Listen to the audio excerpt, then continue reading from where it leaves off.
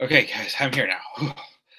Guys, what is going on? This is a Club of the Man 1993, and I know this is late. This is a very, very late promised stream, as I say, but I'm here doing this now. Unfortunately, it's not going to be exactly what I was going to do at first for the special stream this week, so I had to modify it just a little bit. You know, it's the third time I've changed the topic, but I'm here to do this special stream again. I apologize this is late. It's just been a chaotic week for me. It's just been so busy preparing for my video gig tomorrow. Just a lot more stuff I've had to prepare for this time to make sure I'm good with, and I'm tired. But I promise this review, when let's review this special stream, I'm not going to half-ass it. You know, I kind of am because I did modify the topic a little bit.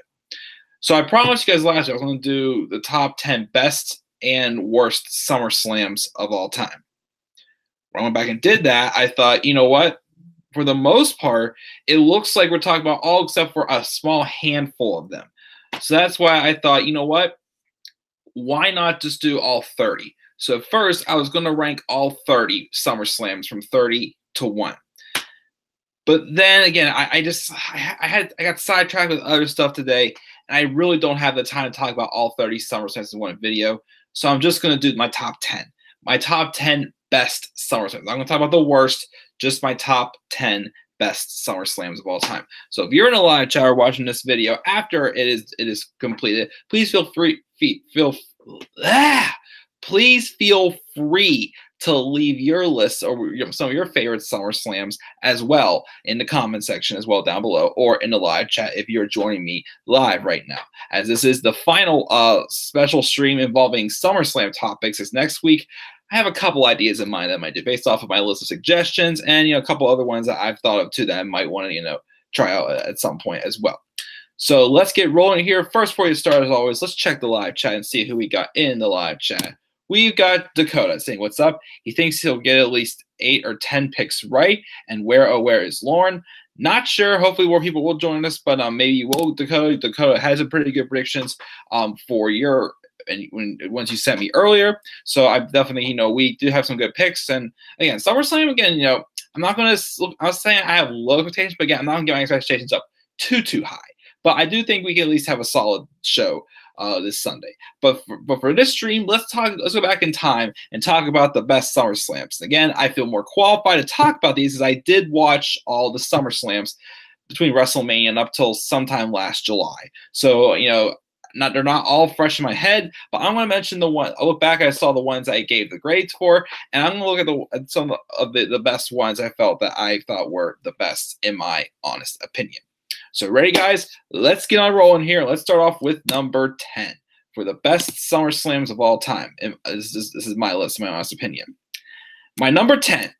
SummerSlam 2005. This SummerSlam included matches such as the Edge and Matt Hardy feud kind of beginning. I kind of mentioned, remember my review, also talk about how, like, this okay, as you guys know, this was kind of some real life story. Matt Hardy was out for about 8 months or so the past year with injuries, and during that time she had an affair with Edge, and they did fire Hardy, but then they did bring him back, and that real life storyline did kind of become right in the ring there. Of course, it led to Edge and Lita, Edge and Lita's alliance, and then eventually getting Edge into the main event scene, as he was still right at borderline between upper mid card and main event. But this feud started off there as kind of having more of a segment. I mean, it was supposed to have a match, but it was more of a segment to continue the feud, pretty much. Which again, I thought, yeah, it could have not had like a big blow off match or something like that at SummerSlam, but it was still good for what it was. The brawl these two had based off the real life storyline that was going on there. What else did we have on this show? We had the Rey Mysterio and Eddie Guerrero ladder match. Again, it was for, it was a weird stipulation, the custody of Rey Mysterio's son, Dominic. Again, it was strange, but it was, just showing how crazy Eddie was going, because he was just so obsessed with the fact that he has not beaten Rey Mysterio yet. And he wanted to prove that he could beat him, of course, by getting into his head. Because they kind of bring some of Eddie's real life addiction problems into the storyline as well, and then adding in Dominic and saying that Dominic is actually Eddie's son, so it was somewhat believable. Again, the match was still good. I do agree the concept behind it was a little bit weird, but that's still a good match, definitely. I say so. Unfortunately, it was Eddie's last SummerSlam match. He died a couple months later. We had the Orton and Taker rematch from WrestleMania, which wasn't bad. Wasn't quite as good as the WrestleMania match was. Cena and Jericho wasn't too bad either. I remember not being a big fan, though, of Batista and JBL. Didn't think they put on a great match. But, of course, the main event, Hulk Hogan and Shawn Michaels, he needed to know if he could beat the Immortal One. Now, of course, originally the rumors had it was supposed to be 3 matches, but then the idea got dropped kind of afterwards, and then Shawn Michaels kind of reverted back into his babyface role since he was a heel for this feud against Hulk Hogan. Yes, I still thought the match was pretty good between the two of them. Yes, I do agree that Shawn kind of oversold a little bit, I felt, but it was still a great match and a great moment, I felt, and it's why that stack card right there made this list as number 10 on my top 10 SummerSlams of all time. Number 9, SummerSlam 2000. Another solid card I thought we had with Latina Heat taking on Venus and Stratus for the women's and IC titles. Yeah, I know about Trish Stratus was kind of green in the ring at the time, but it was part of the Latina Heat. We had the famous fall in the hardcore match between Shane McMahon and Steve Blackman. Of course, that match was still good for what it was, but of course the notable moment right there was when Shane McMahon did his big fall off of the top of the stage post or whatnot. We had a great match between Chris Benoit and Chris Jericho in a 2 out of 3 falls match. That was actually pretty darn good. Of course, I was surprised also to see that I think Benoit was the heel. I didn't think Benoit ever had a heel run, but apparently he did. We also had the first TLC match at this pay-per-view between the Dudleys, Edge and Christian, and the Hardy Boys. Of course, it was awesome. The 3 teams that define TLC, but I still, again, to this day, feel that the WrestleMania match was a little bit better than they had, but this was just a start of it. This was still awesome. And of course, the main event of this pay-per-view was The Rock, Triple H, and Kurt Angle. Yeah, the storyline seemed a little bit was good, but it seemed a little weird to have it involve in the title as Rock was champion, but the main focus was what was the love triangle between Triple H, Kurt Angle, and Stephanie McMahon. It seemed that I think Triple H and Stephanie were married. Storyline wise, it's why I think they were married, in real life, yeah. But there's stuff going on back there, and this was this match kind of focused on to begin with. It kind of went on to continue on the feud that into the fall. So, but it was still a great triple threat match with 3 of the greatest of all time, definitely at the time. But that's why that stack card as well deserves to be on this list. As SummerSlam 2000 is my number 9. Check the live chat here. We got in the live chat, we got Dakota saying, what do you think of Aleister Black debuting next Tuesday on SmackDown Live and challenging Nakamura if he retains? Wouldn't be against that. Wouldn't be too bad an idea. Of course, though, he has unfinished business, though, with whoever attacked him in NXT, unless he wants to do, both of them. Could have been someone from the main roster though, who attacked him. Who knows? So, I wouldn't be opposed to Aleister Black coming up to SmackDown Live. I think you should go there. A battle of 2 high power strikers. Yes. We've got Lauren. How you doing, Lauren? So she's taking a little break from packing. Let's see here. Did you know that Edge and Lee's affair was real? Yep, I just mentioned that, but yes, I did know that. She enjoyed the Eddie and Ray match. SummerSlam 2005 was one of the best in her opinions. All matches were great. We will talk about 2013, maybe Dakota. Her predictions for SummerSlam are Becky, Alexa, the Bludgeon Brothers, the B Team, Lana and Rusev, Dolph retaining and Dean turning heel on Seth, Bryan, Nakamura retained due to interference from Orton attacking Jeff. After the Cruiserweight Championship, Styles retaining, Owens dethroning Owens as Money in the Bank, and Brock retaining.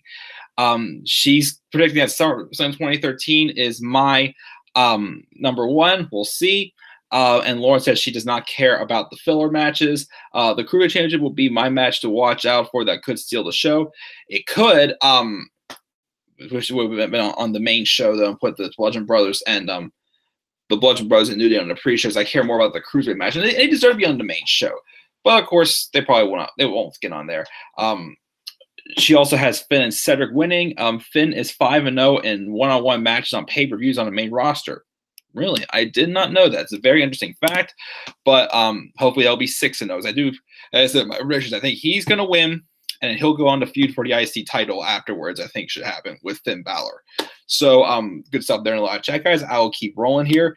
With my list, so far I have SummerSlam 2005 at number 10, number 9 SummerSlam 2000. Number 8 is SummerSlam 2008. This match had a few, man matches on the card, but they had some other, pretty good matches making statements on this card as well. I know Glamorella and Kofi and Mickey was on this card. That was an all right match. It was a little weird, but it was all right. Punk and JBL. This was during Punk's first run as World Heavyweight Champion, which some people kept running as an underdog champion. It's true. CM Punk's first run with the world title was okay, but wasn't too great because it wasn't like fully established yet. That second run was good, but I thought like the match at JBL told like that simple story of Punk proving that he is more than just a fluke of a champion as well. And I thought him and JBL worked well together. I thought that. We also had John Cena and Batista happening for the first time. Batista won that match, and it was a pretty good match, I thought, between those two as well. I think that was my match of the night, I think it was, because the Taker and Edge Hell in a Cell match was good, don't get me wrong. I feel like I may have expected a little bit better from them, though, but I did think that was a great main event, though, as well. The story with, I think Edge had just recently been caught having an affair with Alicia Fox or whatnot, and The Undertaker had been removed from WWE a couple months earlier due to Edge beating him in the TLC match, a One Night Stand. I believe it was, or Extreme Rules One Night Stand, whatever it was called that year. And then Vicky brought back Undertaker to face Edge at Hell in a Cell as his punishment. So there's Undertaker coming back. But overall, I thought it was a strong card. They had some weird matches, but they had some pretty good matches in there as well. So that's why SummerSlam 2008 is on my list as number 8. Number 7 was a show that I feel was a little bit underrated, but I thought it was a solid show that had a pretty good card from top to bottom. SummerSlam 2012. We had our opening match with Chris Jericho and Dolph Ziggler. Ziggler was Money in the Bank. Jericho had just turned face. He was on his way out for a few months before returning 2013 to put on a solid opening match. The Bryan and Kane match happened also, which was kind of planting the seeds for Team Hell No to form. Rey Mysterio and The Miz wasn't bad for the IC title. Sheamus and Del Rio was okay. Same with Kofi and Truth versus the Primetime Players. The triple threat match between CM Punk, Big Show, and Cena wasn't bad as well. And then also Triple H and Brock Lesnar. Not too bad of a feud between them again, but I just felt like for two big guys who were meant to be just brutal and beating the hell out of each other, I thought I expected this a little bit more than what they gave us, but overall it was still good. I don't know if this would have been a good main event for the show, though. I don't know if they would have had that or the triple threat match in the main event, but overall still good. So I thought the card was consistent and solid from top to bottom, I thought, for the most part. The tag match was all right. Same with the Del Rio and Sheamus match. But overall, I still thought SummerSlam 2012 is definitely an underrated show and definitely deserves to be on this list. So that's why it is my number 7.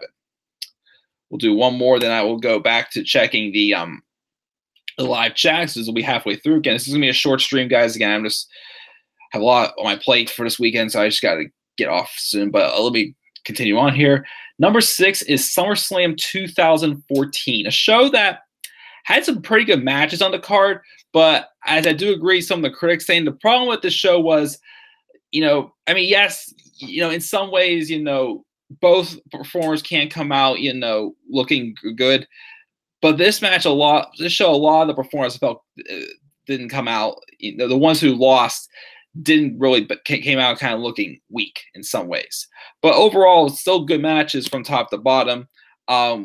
We had Ziggler and Miz have put on a good match for the IC title. Definitely always have good chemistry. Didn't think too much of them at that time. Of course, now knowing what they were able to put on in 2016, I look back at this again saying, I definitely stand still. We have Paige and AJ Lee having a great match for the Divas Championship. Again, a feud that I felt could have been, was good, but could have been, on the level of Sasha Banks and Charlotte from 2016. We had Rusev and Swagger, which was, Swagger constantly not succeeding to Rusev. Ambrose and Rollins will having a great lumberjack match, I thought. The Bray Wyatt and Chris Jericho feud was okay, but I didn't really feel like it just benefited anyone in the long run. The Stephanie McMahon and Brie Bella match was not too bad. Of course, we had the heel turn from Nikki Bella. Fortunately, it made it look like that, Brie Bella lost the war with the Authority and whatnot, but, they they tried doing something new. I'll give that Stephanie, look good in the ring for not wrestling in like 10 years or so. Reigns and Orton again could have been better. I thought the last part of the match was good. The first part was okay, but again, it was not as good as I probably could have been.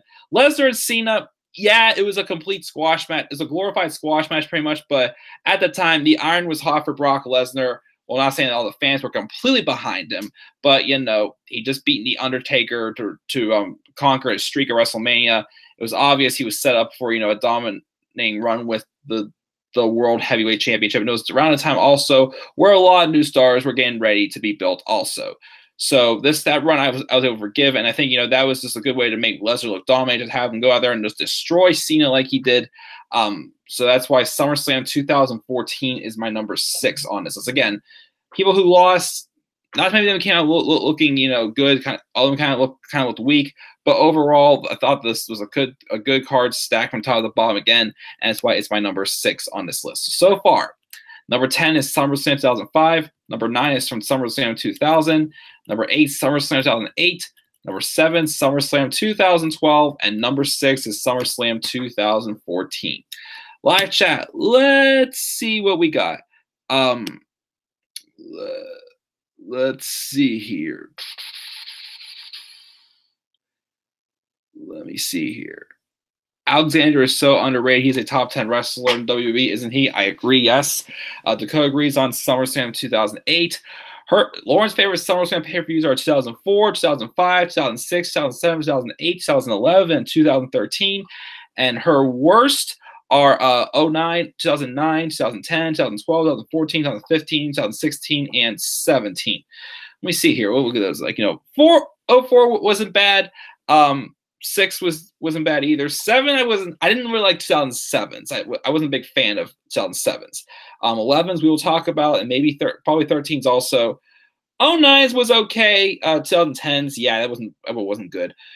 She didn't like 2012s. That's fine. I mean, I did, but it wasn't bad. 14s, again, what I said before. 15s was I felt like I enjoyed 15s for the most part for the wrestling, but there was no story development at all in SummerSlam 2015. Also, it was just a too long of a show. 2016's the problem was the card structure. We had some good matches on that show, but with Cena and Styles is blowing everything out of the water so early, everything else was looked like crap compared to it the rest of the way. 17's, yeah, that was a dumpster fire. She also liked 2002. Dakota mentioned 2001. 2008 is where Batista injured Cena, and Taker defeated Edge in Hell in a Cell. Mickey and Kobe versus Glamorella was weird. Yes, it was. SummerSlam, she hated SummerSlam 2012. That's fine. Dakota said, "Did you know Taker is 10th in most matches won on SmackDown? Big Show was 1st, and Matt Hardy is either 3rd, 4th, or 5th. I didn't know that, but it was awesome." Lauren admitted she liked the match with Ziggler, the forming of Team Hell No, and Orton and Cena's matches was good for 2012. 2010's was bad, especially because the Team WWE and Team Nexus was expecting better, even though the storylines was awesome. She didn't like 2014's either. It's fine. That's where Roman started to get pushed, and Cena versus Lesnar was awful. Paige and AJ was the best match. I also enjoyed Rollins and Ambrose, and also Nikki's heel turn. I remember that's around the time also I started hearing the rumors about Roman Reigns was pretty much the next John Cena pretty much. I didn't want to believe things. I was, hot behind Roman, but then, he got injured, and then they just threw him into the main event like they did. At the wrong time, of course, too. SummerSlam weekend, the top 3 matches will be Miz and Bryan, Styles and Joe, and Gargano and Ciampa, with Gargano finally getting this moment the NXT title. Not bad predictions. Lauren did not like Roman versus Orton as well.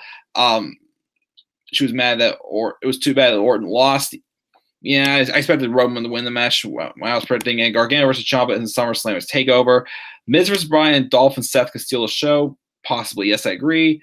The worst will be 3, the B Team, 2, versus the Revival, 2, Lesnar versus Reigns, and the Bludgeon Brothers versus New Day. The reason is the SmackDown Tag Team Division was awesome till the Bludgeon Brothers formed a team because they just squashed everyone.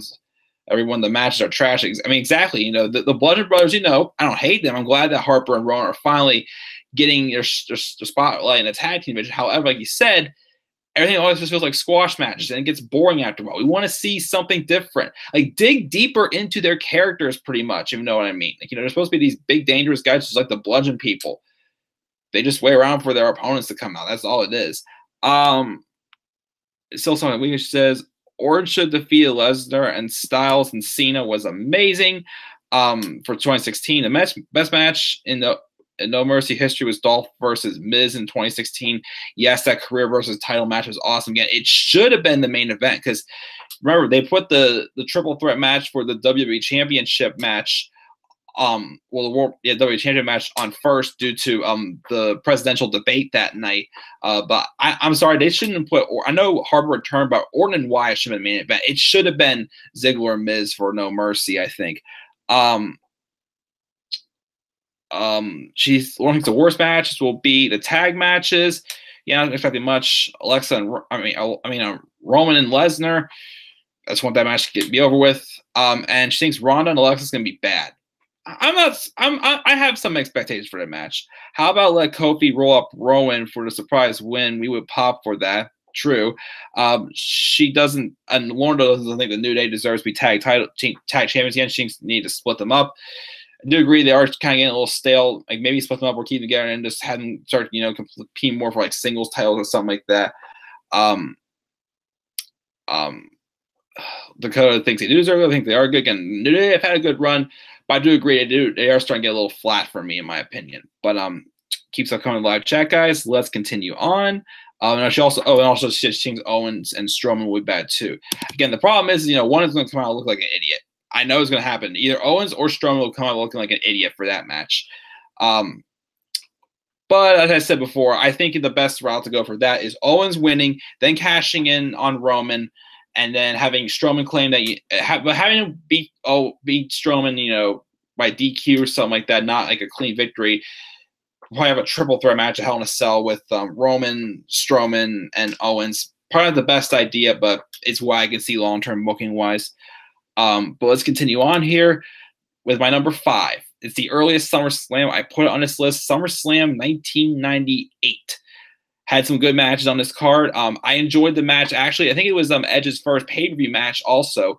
Edge and Sable team up against Jacqueline and Mark Miro. The match was fun for what it was. Wasn't anything spectacular, but I remember enjoying that match. We also had, I think it was the first of 2 Lions Den matches between Ken Shamrock and Owen Hart. The best match of this show, in my opinion, though, was the Intercontinental Championship match, and the ladder match between Triple H and The Rock. Again, this is where, both the stars were really starting to become, true, main eventers in the WWE as well. They had a great ladder match to put them both over, I felt, in strong ways. And, of course, Stone Cold Steve Austin taking on The Undertaker was awesome as well. I believe this is where Stone Cold won his first championship. He won it earlier. I apologize if I forgot. I can't remember what happened at WrestleMania that year, but I had to look at the card again just to remember. But that was a great main event, also a great face-on-face match, also to put over Stone Cold Steve Austin. So it was definitely probably the best SummerSlam in the 90s. Most of the early SummerSlams, they had their good moments. Most of them were just meh, because it just felt like the quality of the shows was not quite, things were still done differently back then. But yeah, so SummerSlam 1998, in my opinion, is number 5 on my list. Number 4, SummerSlam 2011.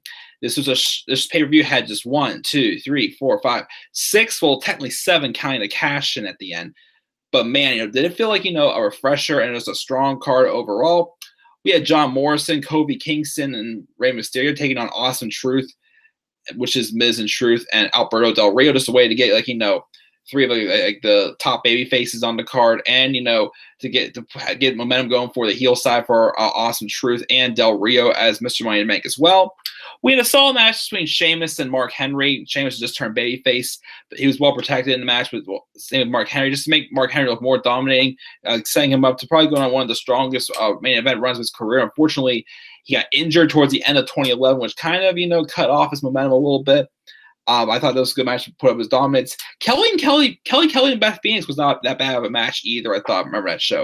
So it's same with Daniel Bryan and Wade Barrett. I thought that was a strong, underrated match also. Of course, I still think the match I thought that just made match of the night, in my opinion, was Randy Orton and Christian in that no holds barred match for the World Heavyweight Championship. It was just the perfect way to, have, Orton take out like all of his anger on like Christian, who had been getting under his skin for months, going out of his way just like, complain about every small thing that happened in his matches. I mean, it felt like he was getting ripped off of getting the title back. And then this was, him just like, saying anything goes. Of course, he tried to have Edge in his corner for the match, but Edge pretty much came out and just pretty much say, screw you and doing that. You don't deserve this. But the match still had Christian coming out looking strong also as well. And of course, Punk and Cena had a great match for the Undisputed Championship. I still think their Money in the Bank match though was definitely their best one, but these two worked very good together. Ending with, Cena's foot on the rope, but Triple H didn't see it. And then, of course, the Kevin Nash returning and causing Del Rio to cash in. I flipped the whole world upside down. Yeah, Del Rio's champion was meh, but I still thought overall this was a strong card with 6 matches on there that really delivered, I felt. And that's why, to me, it's the 4th best SummerSlam of all time. So number 4, SummerSlam 2011. Number 3 is SummerSlam 2001. This was also during the time of the Invasion angle where, the WWF was buying out, WCW and ECW because, they were kicking their asses in ratings and whatnot, and they were going downhill. So this is during the Invasion angle. So we had some matches from people from ECW, some from WCW, and some with the WWF as well. We had some of the matches that I remember enjoying was, of course, Edge and Lance Storm lose for the Intercontinental Championship with Edge bringing that back to the WWF. The Dudley Boys and Test and Spike and the APA wasn't a bad match. We had like a lightweight and a cruiserweight championship match between X-Pac and Tajiri. Jericho and Rhino wasn't bad either. Could have been a little better, but wasn't too bad. An underrated match though for the hardcore title was RVD and Jeff Hardy, and I think it was in a ladder match for a hardcore title. I thought that was an underrated match. The match of the Brothers of Destruction taking on DDP and Chris Cannon. I think it was in a steel cage match for the tag titles. It was, I think they were either merging both. They were merging the tag titles, I believe. That one was a little odd, but it was okay. Of course, we have the WWF Championship match between Stone Cold Steve Austin, who is now a heel now, taking on Kurt Angle. That was a great match as well. Definitely an underrated match. And, of course, the main event with Booker T and The Rock also, I think, for the WCW Championship was good as well. Although I think I would have rather have had Angle and Austin be the main event over Rock and Booker T because they still put on a good match. But I think Rock and Austin and Angle's match was a little bit better. But again, I know the image and Angle didn't go over as well as planned, but I still think this is one of the stronger SummerSlams of all time. So that is why it is my number 3 on this list. Let's go to number 2 before I check the live chat again. Again, I'm sorry I'm kind of flying through the stream, but again, like I said, I'm exhausted. I have a really busy weekend this with a really big gig that I had to do a lot of planning for, and I'm exhausted playing for it. I'm just looking forward to getting this one over with. But anyways, number 2 on my list is SummerSlam 2002.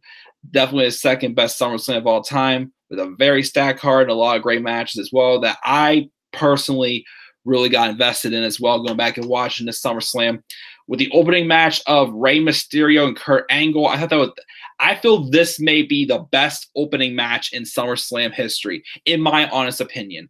The Rey Mysterio was still kind of a little bit newer at the time, but I think Angle, despite the fact he beat my submission, made Mysterio like $1 million. It was a great opening match. If I would have seen this match, I would have also mentioned this match to Kurt Angle when I met him back in this past January. Ric Flair and Chris Jericho wasn't bad. Could be a little better. We had Edge and Eddie Guerrero taking on each other. And, they're both mid-cards at the time, but they were put on a great match. We had a tag match with the Un-Americans and Booker T and Goldust. RVD and Benoit wasn't too bad. Taker and Test was okay. Of course, my favorite match from the show was the unsanctioned match, the story of Shawn Michaels coming back after being on the shelf for 4 years and slowly proving he can do it in just a one-off match. And of course, Triple H, just being scared with Shawn Michaels coming back and stepping back into his spotlight after, because Triple H took his after Shawn Michaels was out to had to retire due to injury back in '98, but came back and would end up going on a 8-year run again with the WWE. And of course, the main event was strong as well. Brock Lesnar and The Rock. I believe this was when Brock won his first world title as well.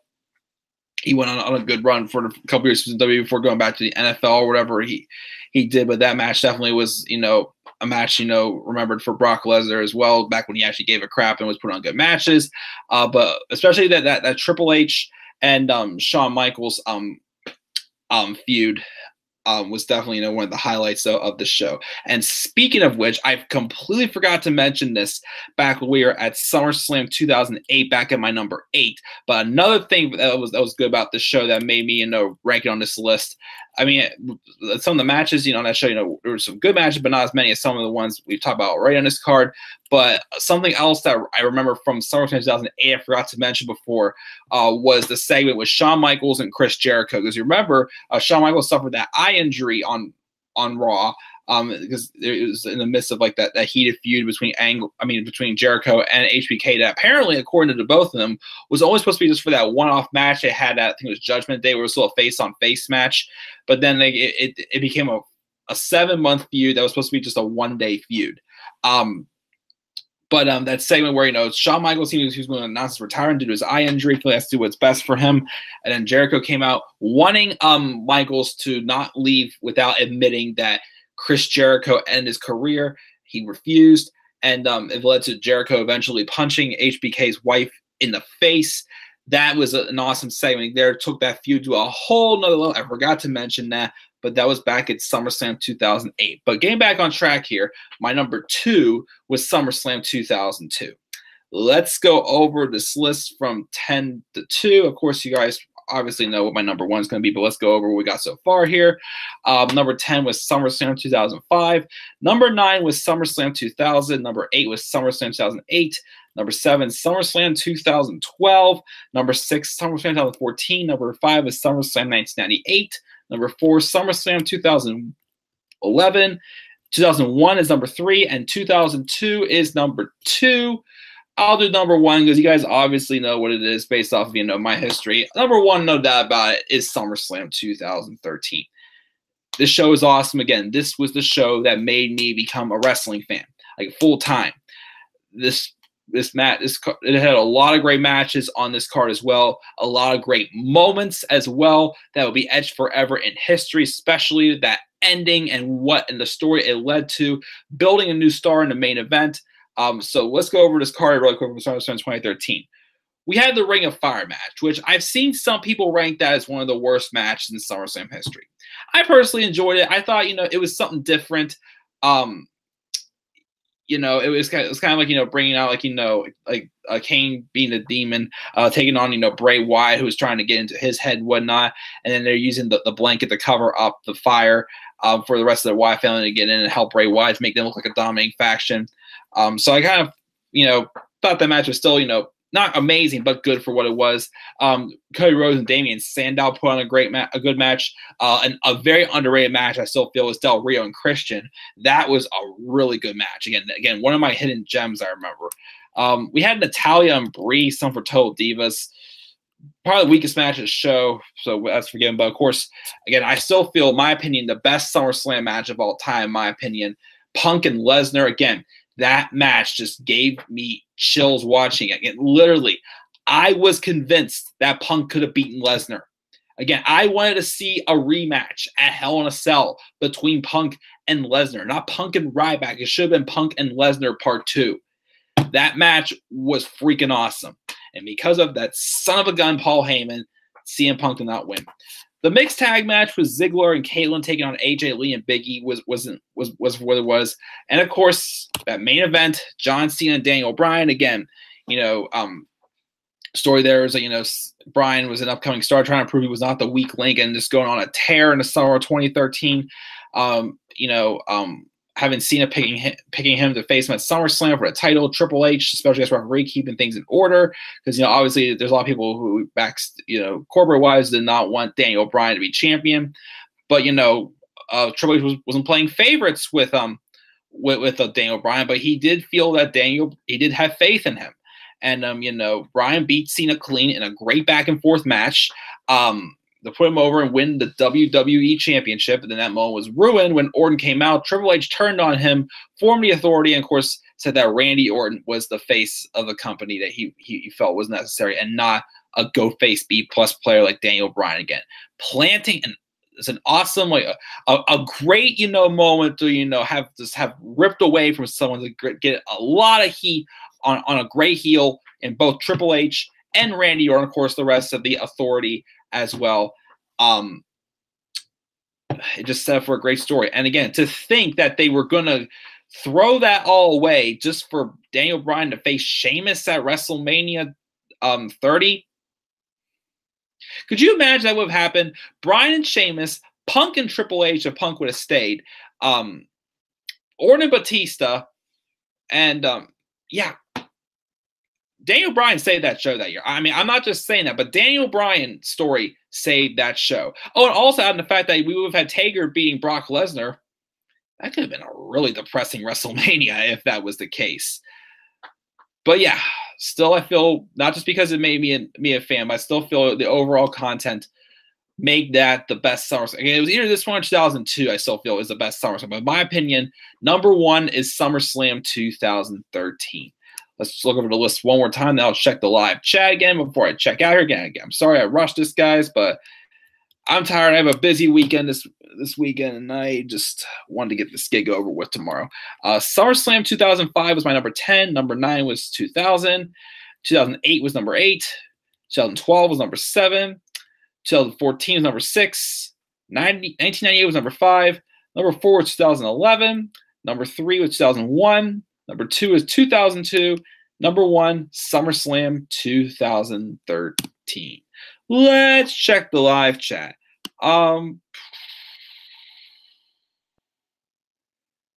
Let's see here. Where were we at?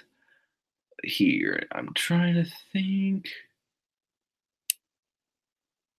Okay, I think right here, yeah. Lauren said Kofi she likes, but enough with New Day.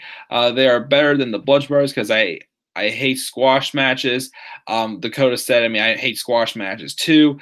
Finn and Corbin, what a waste. I agree. Again, match could be good, but the story sucks. Yeah, I heard rumors now apparently Matt could be out indefinitely. I heard he's going to be retired, but I hear he could be out indefinitely. I'm not sure what's going on there. Dakota still thinks that the Bar or Sandy will be thrown to Bludgeon Brothers. That'd be a good way to go with it. He says Matt is hurt.